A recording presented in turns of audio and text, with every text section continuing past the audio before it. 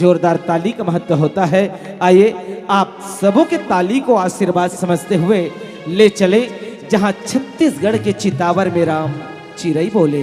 ये चितावर में राम चिरई बोले, ये वो गीत है हमारे छत्तीसगढ़ के, जो छत्तीसगढ़ के सौंधी माटी को 7 समुंदर पार करके विश्व के कपाल पर महक आए हैं। एक बार जोरदार जयकारा बोल छत्तीसगढ़ महतारी की जय।